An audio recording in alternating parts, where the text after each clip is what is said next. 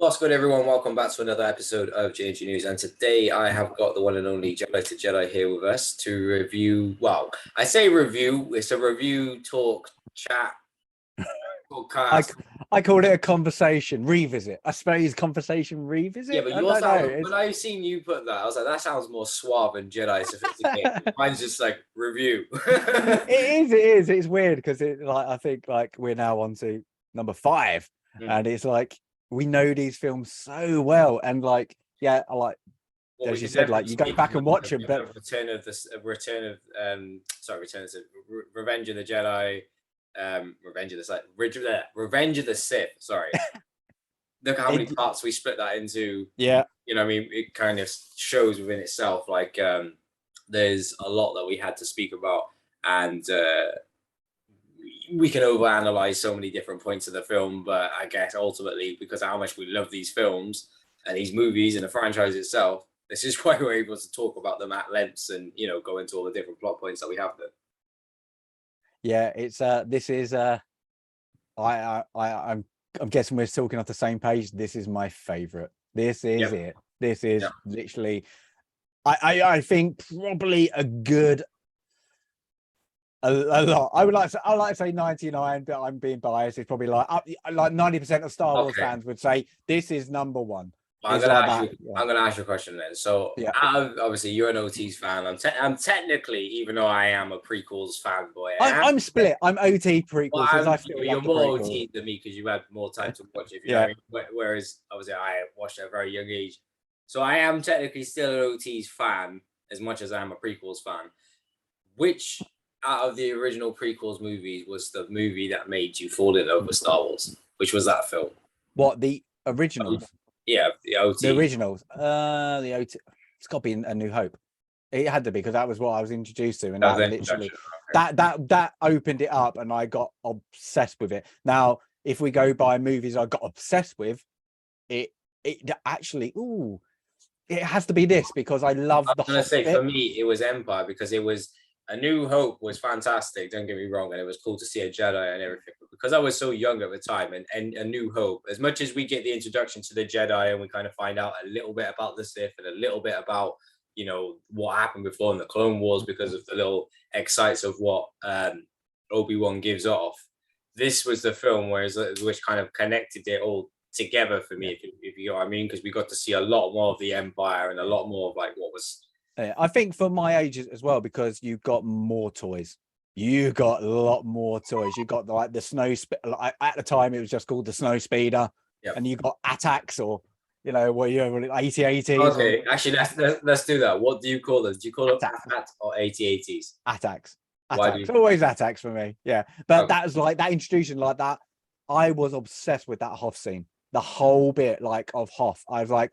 It's like we've had this desert, and I've literally, desert. Like that's watching, and then Empire. It was basically desert and space. Yeah, and you get and that's it. And then you get this snow ice planet, and then you're like, this is cool, and you get the speeders, and you get the Wampa and all that, and then you get the attack. They come along. That was something that shocked me as well because it was that kind of felt horror-esque with the Wampa. I know, it wasn't.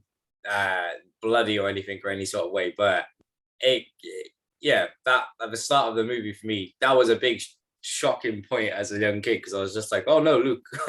Yeah, well, that was written in by was it Lawrence Kasdan who helped with the screenplay because of Mark Hamill's car crash. Okay. Because if you watch his face, because if you watch the beginning of it and you have to like that, you realize. When the parts he's before the Wampa, before he gets taken off the I've got the animal's name, but before he gets knocked down, he's only showing the good side of his face. Yeah. And then of course that happens, but that was purposely written in because of the car crash. So that whole scene, but it kind of works. I like that scene because then it introduces you how far he's starting to come along with his Jedi training when he moves the lightsaber. Yeah. And as a kid, you're seeing that, see it shake. You're like, one of my favorite scenes of that movie, and it's not even an impactful scene from the movie itself, is initially first seeing that droid, and when it's like scanning across the area. Oh yeah, trying to find them, and the music that plays that really sets the tone.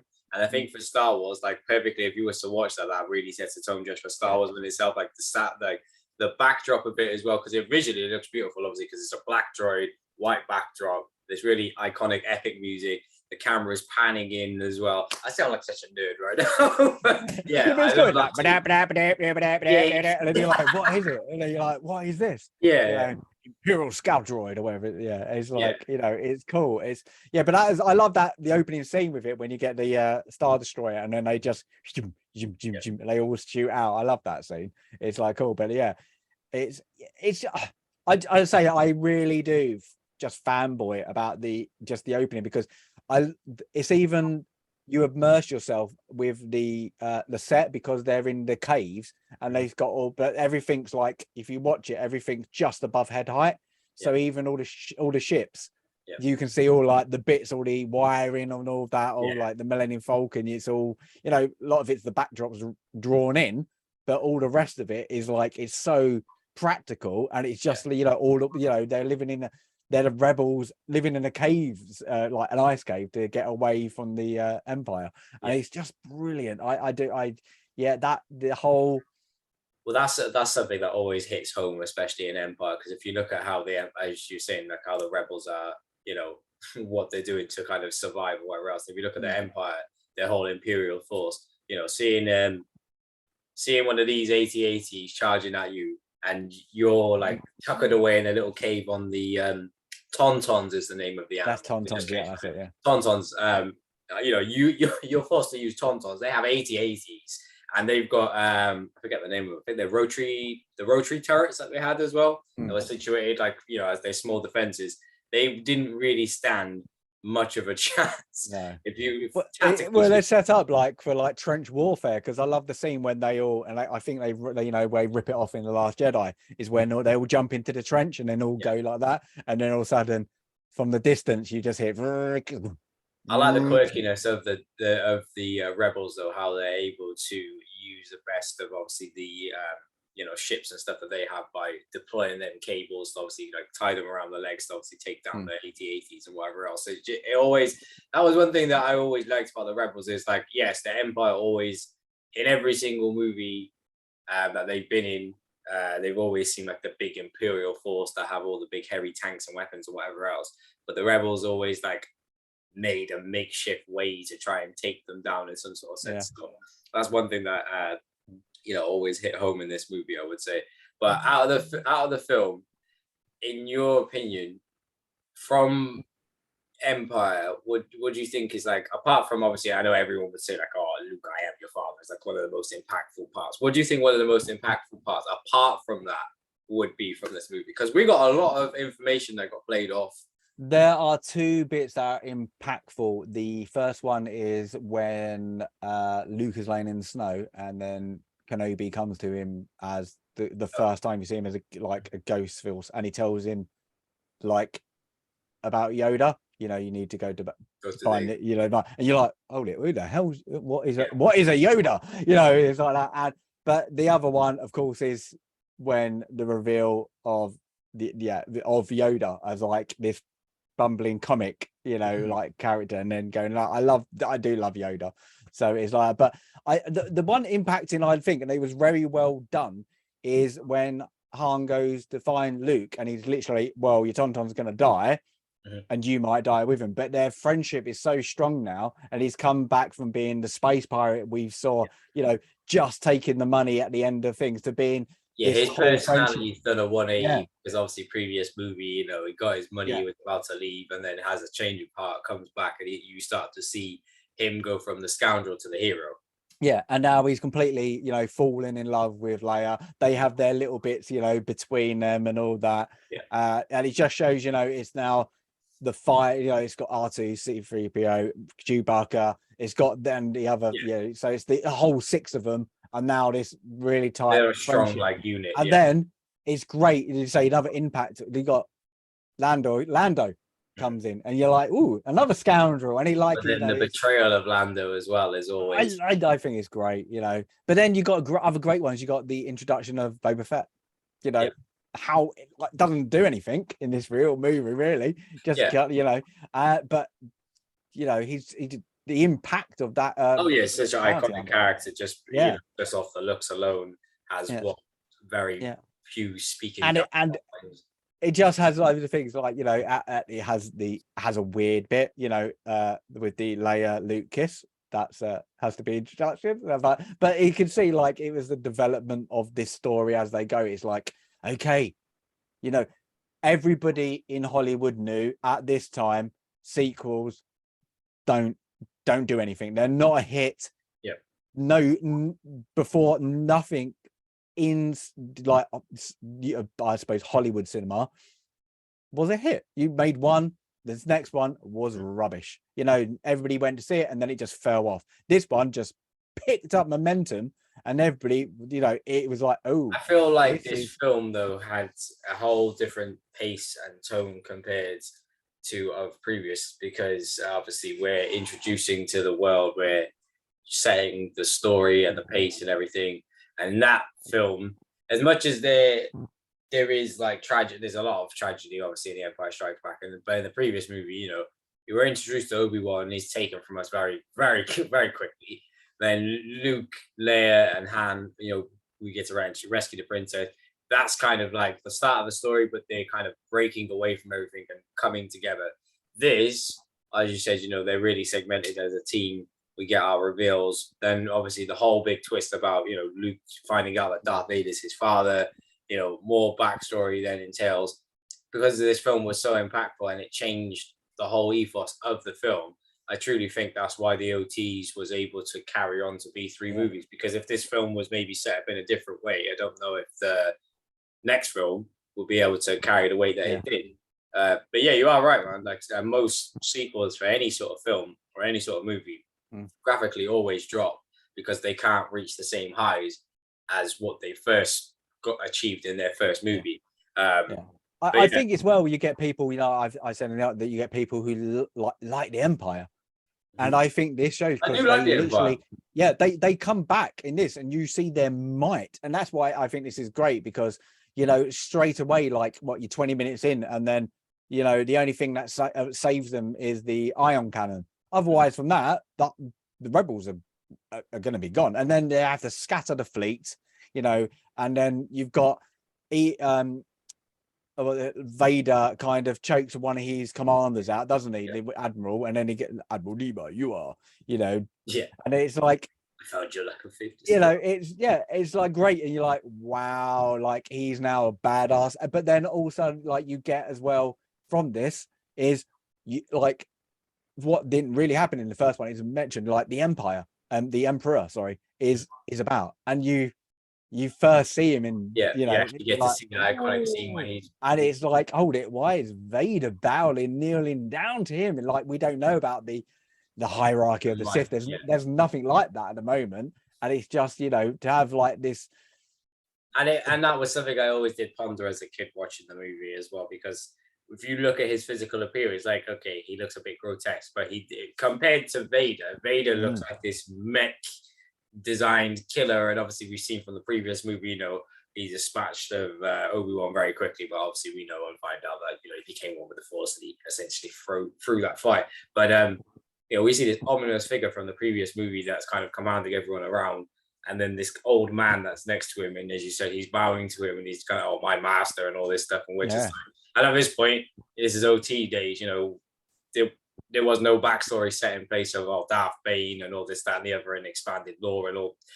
All you knew was Vader was a Sith, and now we've got this short little guy next to him who's apparently the most powerful being in the whole galaxy, and he's the person who's in charge. So yeah, that was something that definitely was shocking more than anything, because it was weird to see the power dynamic between the two. But then, you know, well, only like later in the movie, like the Emperor really started to show more so of his ways of who he was, but you never really got to see the Emperor full-fledged as the Emperor in that movie. I mean, he was just like a figure who was just commanding Vader around like a dog.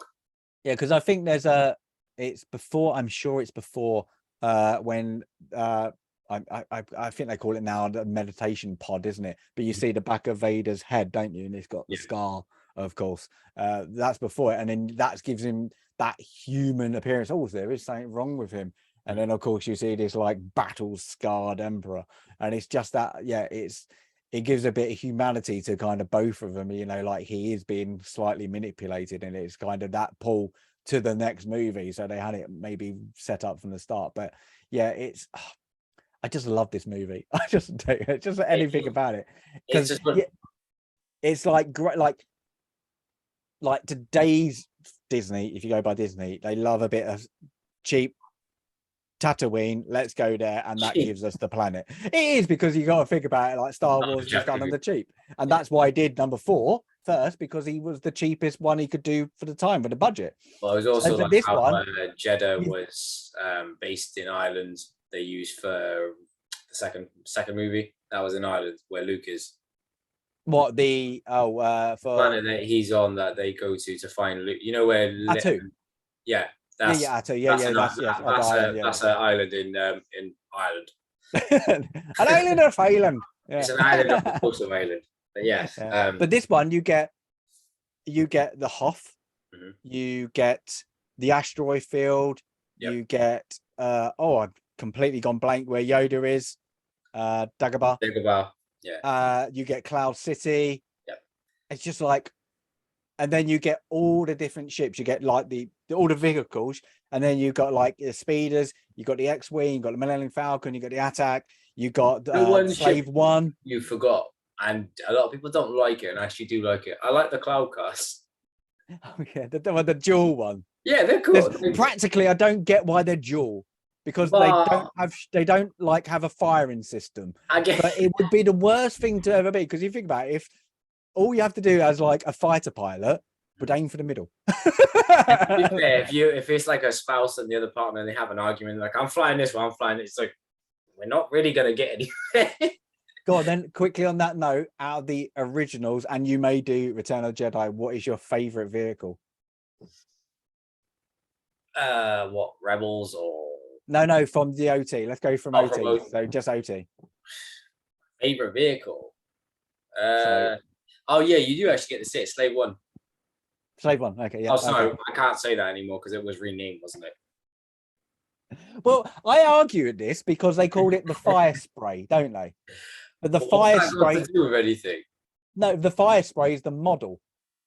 Right. But if you look at it, and I have to justify this, because if I was a grandparent and I didn't know Star Wars, and you said my kid's into Star Wars, he loved Boba Fett, go and buy Slave One, they'd be looking at the toy stores going, what is Slave One?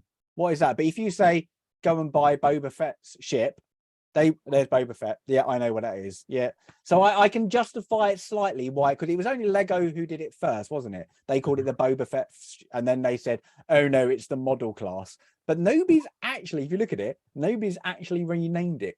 They've said it's just the model class. They've kind of very shiftly gone against it. Everybody knows it's going to be Slave One. I bought a vehicles fact file the other day, and that was from this year, and it's still listed as Slave One. There you go. And it's like good, like 4 pages. I think it has a deep inherent meaning being Slave One. I think if they took that away with it, because it makes, and whatever you think about the Boba, Boba Fett, I'm going to call it Boba shit show. the Boba Fett show. Now, he's a badass. He's supposed to be a bad man, and he's a bounty hunter with no morals. That's what he's supposed to be. Yeah, but he's not. Like calling Slave One, I like that because it shows how he doesn't care. The ethos of what he was at that moment in time. Yeah, so I understand why Disney may want to go in a new direction, but at the same time, also within having an iconic character, like my personal opinion, and if you want to, everyone wants to roast me in the comments, you can carry on. I don't feel like Boba Fett now is, as you said, is how he was portrayed to previously be in the new series. It's a good series, and I'll be honest, one of my favorite portrayals is Fennec Shan. I think she's badass, but I love her character, but she's unutilized. I know there's a lot of people who said, but she utilized she was too much. I was like, yeah, but I wanted more, because I wanted her to take the lead, because I want that mystery about Boba Fett still. I think they developed it more, and I think Tamara Morrison, he was right when he said I've got my helmet off too much, because that's what is great about Boba Fett. We do not hear he's not from a him. man of Actions. It's his actions. And if you essentially just look at how he's portrayed in Star Wars prior to that, and most bounty hunters in general, apart from like loudmouth ones like Bane, but Bane wasn't too much on talking anyway, unless it was Kenobi or somebody new. There weren't many people of words. It was, you know, I've got a bounty. I go. They don't really like try and talk situations out. And I know he became a Dayu, and I understand his backstory changed because of things he went through and Ratata and all these flashbacks in Back to Tanks. But like, it comes to a point where it's just like you can't rob the character of its legacy by changing it so much that you can't recognize who the character is anymore. No, what happens in this movie, and it's the best arc for him and the best character, because everybody except for the Emperor is scared of Vader. All his officers cower to him. They all respect him. They will not backchat. When he's just like he's torturing Han Solo, and then he comes out and he said, "I need him alive." He backchats Vader, and he doesn't care. And you're like, "Oh, hold it! How can this like bounty hunter?" And he's backchatting Vader, and he's like, "This guy's got some kahunas." But it's true. It's like, and that's what made him. Everybody going, "We don't know nothing about him. He looks cool." You know, and he's giving a back chat to Vader, and it's like that, and that's, you know, so it makes a lot of that character is like, you know, it stands the test of time. Like, I must say, I don't like the Boba Fett show. I think it's two separate series. I like some of the episodes, but even within those episodes that I do like, I believe that Boba Fett, as I said, is not being portrayed as what he previously was. So due to that, I'm not really interested in the show that much. I will watch it as a Star Wars fan because it's Star Wars media, so I will watch it. It's not like I'm just gonna like. Unfortunately, they just took the name. I think if you reverse the roles, and because we got an introduction to Fennec Shan, and you introduced the roles because we knew she got injured. That ignore the whole Boba Fett saved her or whatever, but then reverse that roles, and then she's the lead with a, you know, another bounty hunter or whatever, and that's her character doing that. It would have been a much better show, I think, because she's badass, and I want to see more, you know, of her, because, you know, she's a great sniper. That would have been great to see, but we didn't see that. And then I know we're going off tangent, but the end scene where she takes out everyone, you know, in that little compound. Yeah. It just showed how I want more of that. Yeah, it was like a John Wick moment. And but she also has good quips as well. There's a good back and forth with her and Boba Fett as well. Do you know what I mean? So and she, throughout that series, I would say that she was the main character. It wasn't really Boba Fett, because Boba Fett spent more time in Back to Tanks and in a palace where it's just like, okay, all right, whatever. So I was kind of just waiting throughout that show for it to pick up, and then I particularly final episode was my favorite episode. But I always said I understand why they made that series, but I don't understand why they made that series. Money wise, and getting it on Disney Plus, I understand it, but why they picked, I don't get the Boba Fett thing. I don't get why they played up for it. I think it would have been better for them to keep it, you know, have his character like do a, I don't know, like a Darth Maul in Solo, like that kind of like quick introduction. You're like, oh, he's back, and you don't know how we got there. It's still a mystery, and it's like that. Yeah, to reveal that about somebody who was so much of a mystery, and everybody had their whole, you know, like the legends and all that, and what was law and what wasn't, you know, now. About the Mandalorian arc and everybody, you know, that about his father. And I think it helped as well with Django and seeing Boba as a kid, and then the Clone Wars with Boba. You know, it's, you know, it went on. This is why I know we're getting off into a big tangent, but it's still relevant because it's about Empire. Yeah. This is why it just didn't make any sense to me when they did, you know, as you said, the Boba Fett show, because they built him up so much in Clone Wars with Django and obviously Boba and whatever else, and in the movies and other stuff. And as you said, when it got to it, there was such an expectation that they should have just left his character as what it was, or maybe just done like small animated shorts showing some sort of like legend stories that he went on, and just leave it open ended. But I felt like there was too much talking from you know, essentially a silent assassin that became a chatty patty. So I would have loved that. I would have loved that show. You know, I just said John Wick. John Wick doesn't speak, but look how badass he is. If The you put action's Boba Fett not- and goes off, Yeah. if he did like a John Wick moment and then tried to like maybe, you know, something else happened whilst he's en route to find the, you know, Luke Skywalker, who's, you know, who's like ended him, or like Han Solo or whatever. It's, you know, and then he's gone back onto, well, I need money, and then he's got to do a job to get his ship like back in repair, and then they did that on a different world. Yeah, that would have been great. But I don't think unfortunately it's Disney, and I'm going to say that in the all kinds words, is they like a PG rating. You know, they like that kind of, everybody can watch it with a family, but that would have been a, you know, a very harsh, a very dark kind of avenue to go against. And it's like, yeah, with how well the Mandalorian was received, they wanted that kind of still play out, you know, with that kind of character. But I just don't think it worked. I just think, you know. So in who do you think would be your favorite character from Empire, and why? It's got to be Lando.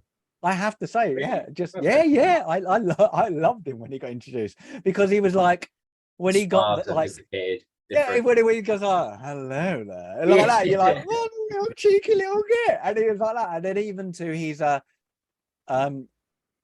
like I can't remember the guy's like the little one with the and he dials him in. Is it Tricon? Yeah, I can't remember. Yeah, I don't know. I read a fact file about him the other day, but yeah. But I love that bit. He was like, oh, it can, you know, controlling him like that, and that was very, you know, much played off to the old Flash Gordon days. It's like that, but it was just that.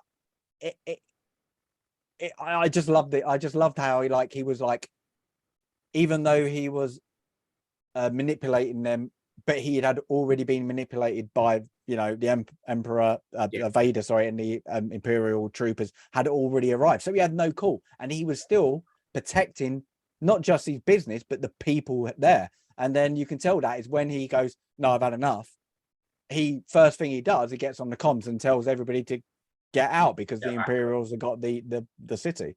And I just like to. He's yeah, still I a like scoundrel though, because like it's just like, yeah, you did the right thing, but he was he was kind of, for me, he was kind of like the yin to the yang of Han Solo, because Han Solo is like, yeah, he's suave, but like he's rough around the edges. He can't really talk his way into situations like that. Like even when he finds out, he's just like, my hands were tied. This is like, you can't just say your hands were tied. It's Darth Vader.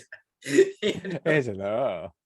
But it's just, yeah, it's just, I loved it. I just thought he was a cool character. I just was like, yeah, he's just like Billy D. Williams. I was like, yeah, he's just cool, because he's like, yeah, another unknown really, and he's just like, woo. It's just he's cool, calm, collected in every situation. It's like, you got Darth Vader in your city. You're like, yeah, let me show you around Cloud City. But the weird, that I must say, he has the weirdest scene at the end, of course, doesn't he? When they're when he's wearing Han's clothes, yeah, it's just like, what do you do? I know you. This is what I mean. You're like, he's my favorite character. It's like, dude, he's stealing people's clothes. Like, what are you doing with Han? Like, hold it. I'm gonna steal your clothes later. Yeah, I'm stealing your missus. I'm gonna manipulate because I'm wearing your clothes. They're like, what's going on? Yeah, that whole bit is like that. And it's only until later I realized it. I watched it and then somebody went, you know, he's wearing that. You're like, oh my god, I never noticed it. But yeah, it was like, yeah, it was a bit blind. But yeah, when you notice it, it's one of the things you can't unnotice now. But yeah, but one of my favorite. Go on. Yeah, what was yours then? My favorite characters. So, my answers kind of changed over the years. So originally, I would say my favorite character was the Emperor, because we didn't know anything about the Emperor, which sounds really bad, but I just liked his introduction. I just liked his presence. I just liked how, as we said previously, you know, he was like the person who made Vader in a sense yield, and he was the only person who was able to do that. But in later years, my favorite character and his portrayal would be Yoda. Yeah, because he was so. I know this is gonna sound like a really bad pun, but we're in Star Wars. It's so outworldly, but he was so different from the seriousness of what we were dealing with the actual what's it called, with the actual film itself. I know we had the lightheartedness and funniness of obviously between the group of obviously Han Solo, you know, Leia, Han, and Luke and whatnot, but he was just so different and so mystical that I just wanted to know more about him. And as you said, you know, at this point, I haven't seen prequels, so I didn't know anything about Yoda. I wasn't reading fact files or books or anything. I was 6 years old. So to me, I was just like, who is this character? And I've still got a little Yoda figure from like the 90s that I've kept all these years because I was like, I'll find out more. And guys, I will do a video on my Yoda shrine. I have over like 700 different Yoda things now. So yeah, it became an obsession. Yeah, I think Yoda, I think what helped him, and I loved it about, because let's just call them humans for now, but you only have the notion that humans have got the Force ability at this time, and then you get this 4 foot, and we've never seen this green alien, and then apparently and you're like, what's that? And then he does that kind of drew me the lifting of the X-wing out the water, and you're like, ooh, he's got the Force, and you've 900 years. And as a kid as well, because I hadn't really seen any sort of film with CGI to that point. I think the only thing I probably had seen with CGI around that time was like maybe The Matrix or something. But to see the puppet and the animatronics that they make of it, that was something that always drew me in, and I always got invested in them sort of characters. Like, you know, just the physical costume that they make, because he was just so weird looking to everything else that was currently in Star Wars at that time, because everything was kind of clean, you know what I mean? We had stormtroopers, or like we had rough looking Jedis in a sense, but everything looked a certain way. And then there was just this weird, kind of green character that's talking all this mystery about the Force or whatever else, lifts a Jedi up and is giving all these quips to Luke about how basically he has no understanding of anything, you know? Yeah. Well, yeah, it's I know a lot of people don't like the scene, like I know exactly what you're going to talk with about. Vader. Vader becomes Luke. I love that. I think that has such. I know it breaks. But if you think about it in hindsight now, it makes so much sense when you see the helmet, because it's like, in a way, it's like if the Emperor had his way, this is what you will essentially become, because Vader is the shell of what you previously was. You are his son inside. Do you guys? So like, but as a kid, I'm not gonna lie, I was like, what it's the whole thing of like, because Yoda kind of says, doesn't he, you're too old, you know, you won't be trained, you haven't got patience and all that. And it is literally, when you see that scenes after you see the prequels, I think that scene makes so much more sense, because you get that is Anakin. That is what you will become if you take the quick path, if you do not do your training, if you don't do X, Y, and Z, or A, B, and C. You know, you've got to follow the right path. And, you know, even though you will have to face Vader, you know, that is your path and that is your destiny. But even to then, that's why I love Luke. He's still like, I will have a redemption, you know, I will try, you know, I can't kill, you know, like especially in he was a Jedi, but he was never dogmatic like the Jedi before him, where it was right and wrong was wrong, because it was you know, he was one that he cared about his feelings and his emotions, when they were always told, like, you know, you're not supposed to basically have any sort of attachment, you're supposed to be dogmatic of like, this is wrong, this is right. This, you know, but he's been thrown into it, like, he's been like, from Hoth, go and find Yoda, and it's literally, you've been thrown into this, you need to be trained, and there's a reason, because even if you're not, you could still end up as your, you know, we don't know at this point, is his father, but you end up like, you know, Vader. And it's just like, and it's just like, that's scary in itself, because you look what you might become, you know, this evil, vindictive person. In hindsight, do you feel like Yoda should have maybe informed Luke of who Vader was? Because I feel like the movie would have played out completely differently if Obi-Wan or Yoda had mentioned who, like, by the way, your dad. You know? I think they want, if you go by just how movies should work, it's a great reveal. But if you go by logical, and if you go, That's why Star Wars. I want to be a Jedi sometimes. and want to live in the universe. Yeah. Yeah, it probably wouldn't play out for that. But for movie sense, yeah, it should Yeah, do. it's way now. more impactful to Yeah, be as they say, it's from a different point of view. Well, anyways, this was the first point of view. This was part 1, obviously, of The Empire Strikes Back. We will be back in part 2. So we appreciate you guys popping in for today. Big shout out to Jedi. Don't forget to go and subscribe over on his YouTube channel. Turn on post notifications, because that way you'll be informed each and every single time he uploads new content. And the same for me. Is there anything you want to say before we end this part up? No, I'm just looking forward to now to go on to part 2. I'm in the swing of it. Yeah. And to be fair, obviously the whole time I've been looking at your Boba Fett. What is the actual name of that helmet? Is it called the Prototype 1? No, just called Prototype. Just called the Prototype. Yeah. Okay, well, the Prototype Boba Fett helmet. That's an excellent talking point as well. So we'll do that in part 2. We'll do that in part 2. So yes, we will see you all in part 2, guys. Catch you in a bit, and peace.